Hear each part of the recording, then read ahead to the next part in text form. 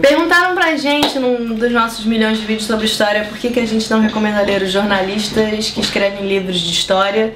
Falaram que a gente fala muito mal deles e não conta por quê, então vamos contar. A história, ela tem um negócio que a gente chama, que é método. Ô, lindo, a história é uma ciência o quê? Humana. Ela não é só humana, ela é uma ciência humana. O historiador, ele cria uma narrativa. Só que para criar essa narrativa, ele não olha simplesmente: opa, nesse documento aqui tá falando que o moço comia feijão com arroz, então todo mundo comia feijão com arroz.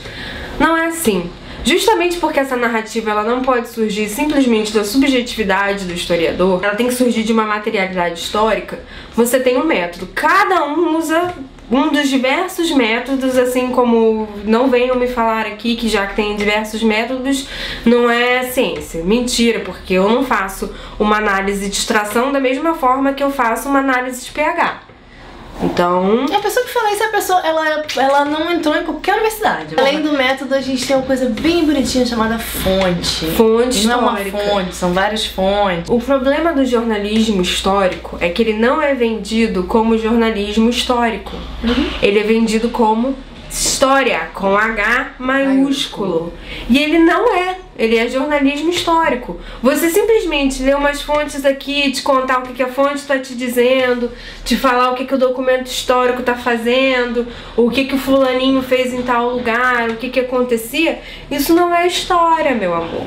A história é justamente a criação dessa narrativa acerca de um evento, já que a história geralmente ela é uma ciência eventual, que, por exemplo, uma química, uma física, a criação da teoria, ela depende justamente da repetibilidade do evento. E no caso da história, não, ela trabalha com eventos separados, né? Até porque vários historiadores estudam os mesmos eventos sobre viés. Então a gente tá falando a mesma coisa o tempo todo?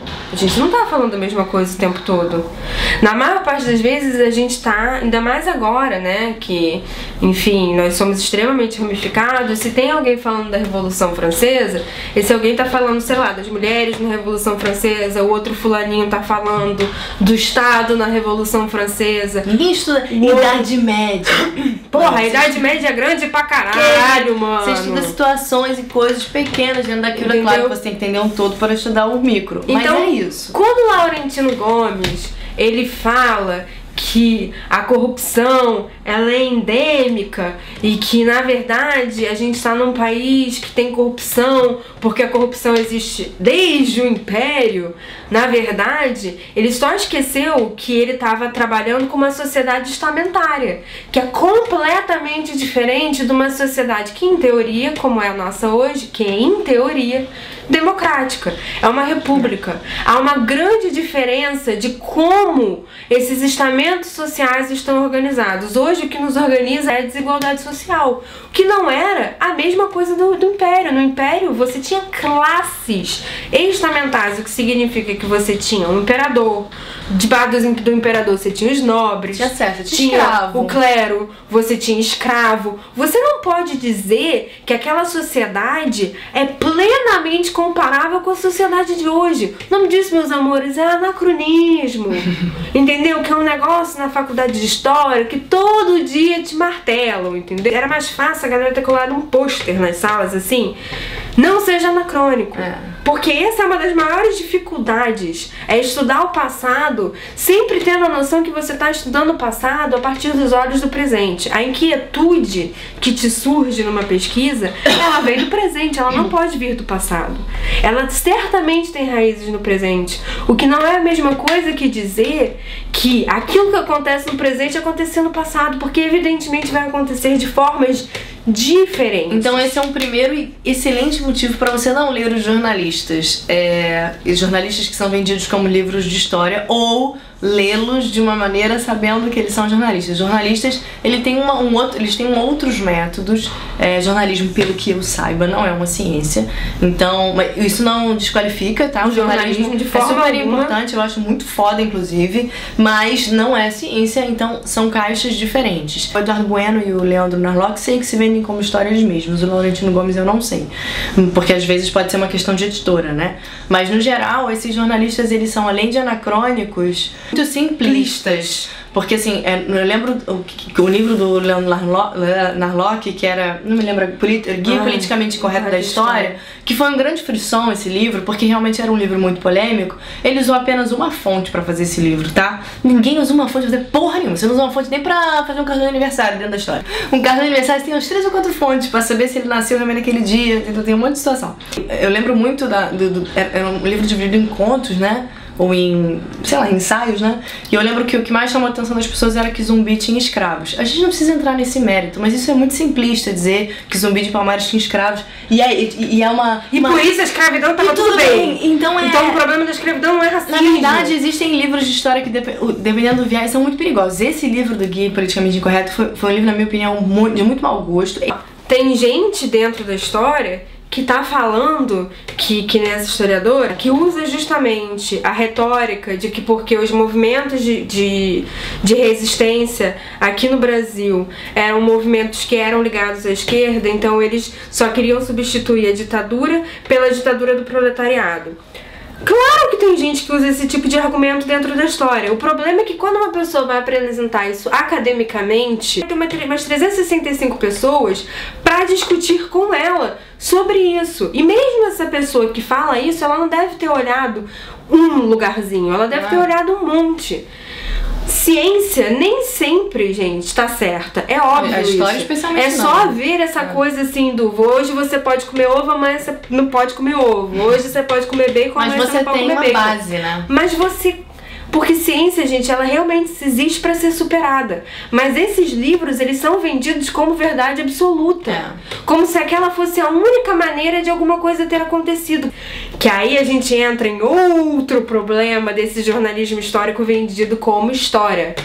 Eles são teleológicos, o que significa que os acontecimentos e os eventos são lineares, é uma questão de causa e consequência. Quando humano, tu nem fica com uma pessoa só na tua vida, tu não fica com aquele menino, com aquela menina, só porque gostei, não gostei. Nem isso é só causa e consequência. Então você realmente acha que um evento histórico da magnitude da Revolução Haitiana é causa e consequência? É porque alguém falou um negócio, alguém fez um outro negócio?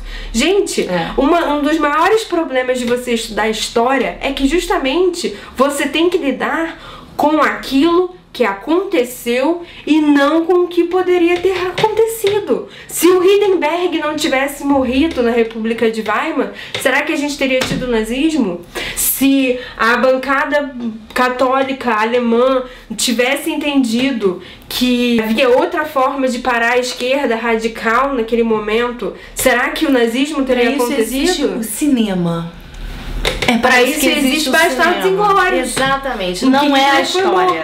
A história tem que trabalhar com o que aconteceu. Exatamente. E o que aconteceu é muito mais complexo do que fulaninho fez isso, fulaninho fez aquilo. Tanto é que a gente trabalha com versões do fato. O que eu digo que aconteceu na República de Weimar, evidentemente que é ancorado em fontes, em estudo, em documentação histórica. Isso não significa que eu não li historiadores dizendo que, sei lá, a República de Weimar era degeneração. Eu, Tatiana, não acredito que é degeneração. Mas isso não quer dizer que não vai estar no trabalho dela. Quase sempre, acho que de propósito, né? Até porque existe muito um cunho editorial forte. E faço a minha culpa. Eu acho que esses jornalistas vendem muito porque os livros de história por historiadores não são acessíveis para todo mundo. Eu acho que a linguagem, no geral... Eu acho que a gente ainda não sabe da Torre de Marfim. Eu acho que... Faço super a minha culpa. Eu acho que os historiadores, existem alguns muito bons, Lilia Schwartz é uma delas, a própria Keila Greenberg, que foi a nossa professora, escreveu alguns livros muito legais sobre história de educação, que são muito acessíveis, são maravilhosos. E que a própria Mari Del Priore, Ângela de Castro Gomes, algumas pessoas. Eu adoro que a gente só tá citando mulher, continua. No geral, no grande geral, é muito difícil você ter um livro muito acessível sobre algum fato, ou até um livro... É que esse livro do guia, ele não seria escrito por um historiador porque ele é um livro muito pobre. E é absolutamente muito tendencioso. Ele é polêmico para ser polêmico, mas assim, um livro, por exemplo, como 1808, poderia ter sido escrito por um historiador e ser um livro mais sério. Eu acho que dentro da história a gente ainda não acordou para esse lance, entendeu? A gente ainda não acordou pro que a gente chama de história pública. Isso. Que é o dever do historiador dentro da construção da narrativa nacional. A gente continua discutindo com os nossos pares e esse tipo de iniciativa como a nossa aqui ainda é rara. E pior ainda, a gente continua simplificando o discurso para se fazer inteligível, quando não há necessidade disso. É justamente tornar a história fora o público, porque história, gente, qualquer um pode falar de história, qualquer um pode ler história e qualquer um pode escrever sobre história, mas eu não passei 5 anos numa faculdade para qualquer um fazer história. Há uma grande diferença, há um grande vácuo, há um grande gap entre você falar sobre história e você fazer história. Porque ninguém pergunta por que um engenheiro é qualificado para fazer o que ele faz. E todo mundo acha que é qualificado para fazer o que a gente faz. Se fosse assim, meus amores, não tinha tido uma graduação para fazer isso, não tinha tido uma pós-graduação para fazer isso. É a mesma coisa assim, por que não ler os jornalistas? O menino perguntou, por que você vai ler um livro de nutrição escrito por outra pessoa que não seja nutricionista, se você tá interessado pelo assunto? Jornalismo histórico é bem diferente do fazer histórico. E eu não tenho absolutamente nada contra o jornalismo histórico. Um dos meus atores favoritos é o Jon Krakauer, que a gente já falou aqui, Missoula, e aquilo é jornalismo histórico. Sim. E tudo bem. Agora, ele não tá fazendo história e nem se propõe a fazer história. É isso, acho que essa Porque é a diferença, quando a galera que não sabe fazer história se propõe a fazer história, é isso, é anacrônico, é teleológico, é tendencioso. E uma coisa é você dizer que há um viés histórico, porque mesmo esse viés histórico, ele tem que ser construído a partir de um método. Todo e qualquer historiador que é absurdamente tendencioso, em que você vê que o cara tá manipulando fato, documentação histórica pra falar o que ele quer, ele é rechaçado. Às vezes a gente é cobrado muito mais do que essa galera de exatas, que é muito mais valorizada do que a gente, justamente porque por conta da desvalorização do nosso discurso e por todo mundo achar que sabe fazer, a gente tem que mostrar a nossa torre de marfim. Aliás, existe porque a gente se protege daquilo que é a opinião pública. História não é opinião. História é ciência, é construção científica, é construção em cima de método. É o que ela falou. Eu não dou... Pra eu dizer que o Sherwood leu Dublin, eu tive que quase arranjar uma foto do Sherwood com um Berlin Alexanderplatz assim. O próprio Eduardo Bueno, que a gente tem um pavorzinho, um pequeno pavor, ele é um cara que escreve muito livro de história, né? Um pouco diferente do Laurentino e do Leandro. Existe a história, ele é jornalista e ele foi fazer história depois de velho, porque ele foi muito cobrado. Ele escrevia livros de história sem ser historiador. E daí ele foi fazer uma faculdade particular qualquer, que não tem nenhum demérito, mas ele foi fazer para ter o diploma, para dizer que ele faz história. Isso também vai muito contra o que é ser historiador, porque você não precisa O diploma, ele é a coisa menos importante de fazer história, né? É todo o processo que vale. E o Eduardo Bueno, puta que pariu, ele tem muito livro de história. Eu tenho alguns, ganhei de presente, que as pessoas têm dessas, né? Mas ele é menos pior do que o Laurentino e o Leandro Narlock, mas ele ainda é um problema. O problema do Leandro Narlock, além de tudo, é que ele é absurdamente tendencioso. Ele manipula a única fonte histórica pra dizer que a coisa é daquela maneira. O próprio Zumbi com os escravos, ele tá deixando de ver que a escravidão na África era uma constante por conta de guerras, por conta de outras coisas. O que tá por trás disso, ele tá deixando de ver que numa sociedade escravocrata, é aquela velha história, meu amor, como já dizia aquele moço Bertolt Brecht, o sonho do oprimido é ser o opressor, meu amor. Com certeza. Se você esquece isso, você tá retirando as implicações de que o problema não é o zumbi ter escravo, é a gente viver numa sociedade escravocrata. Você desloca a culpa de um problema estrutural pro indivíduo. É surreal. Você minimiza serviço, cara, completamente toda uma construção da escravidão negra nos países colonizados e dentro da Europa, dos filhos de Cã, de como se construiu um discurso a partir daquilo que estava escrito na Bíblia para justificar a escravidão negra. Se você quer comparar, por exemplo, a escravidão negra e a escravidão indígena na América Espanhola, você tá tirando toda aquela discussão de dogma, o papel da Igreja Católica, de Roma, dentro da justificativa da escravidão indígena. Se você minimiza, se você diz que aqui só teve escravidão negra, você minimiza, você diz que não teve escravidão indígena em lugares como o Amazonas. É isso é tendencioso. Isso é tendencioso. Você tá apagando diversas narrativas. Antiético, né? Isso é antiético. O historiador, além de tudo, ele tem um dever ético. Apesar da gente não acreditar que a gente consegue achar a verdade dos fatos, porque a verdade ela é um ideal abstrato, já dizia aquele moço, qual o nome dele? Platão. Desde naquela época da Grécia Antiga tinha nem Jesus ainda, mas ele já estava falando, gente, é verdade, ela é inatingível. O que você tem é a ideia de verdade. A verdade não está no plano humano.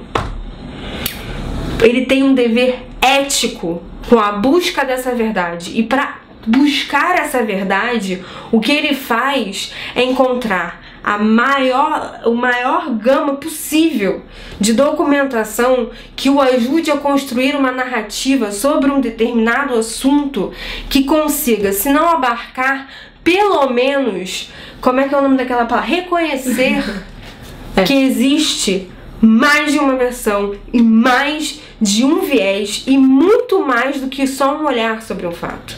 Isso é um dever ético que na maior parte desses trabalhos falta. Muito. Falta porque essas pessoas não foram ensinadas a fazer isso. É pra isso que a gente fez faculdade. Então eu não tenho absolutamente nada contra o jornalismo histórico. Desde que ele seja vendido assim, né? Desde que ele seja jornalismo histórico. Porque além de tudo, já que a gente sabe que a gente não alcança a verdade, a gente entende que é uma ciência, a ciência existe pra ser superada, mano. Então o que eu tô dizendo aqui hoje pode ser superado amanhã. Porque esse é o dever da ciência. Já dizia aquele outro moço, Max Weber. Eu tô cheio de rumoço aqui pra vocês, porque isso que é fazer história, tá, amor? Tu gente, não dá foi assim uma aula muito clara do que é ser historiador nesse vídeo. Acho que a gente deixou muito claro porque que você não deve ler os jornalistas históricos como livros de história. Se você quer ler, o Leon Larnock considera não ler nunca. Nunca. Mas se você tiver muito afim, vai lá num sebinho, num e-book, baixa o livrinho, tá? Não dá dinheiro pra ele, não. A gente deixou vários, acho que a gente tem alguns vídeos de indicação de livros dentro da história. A gente promete que vai pensar em mais livros pra indicar. Sobre o dever ético do historiador? Vocês não viram aquele filme com a Rachel Weisz? Aquele moço que ficava negando o Holocausto? Ele é historiador, ele foi parar num tribunal porque ele tem um dever ético com a verdade. Tá? Então tchau.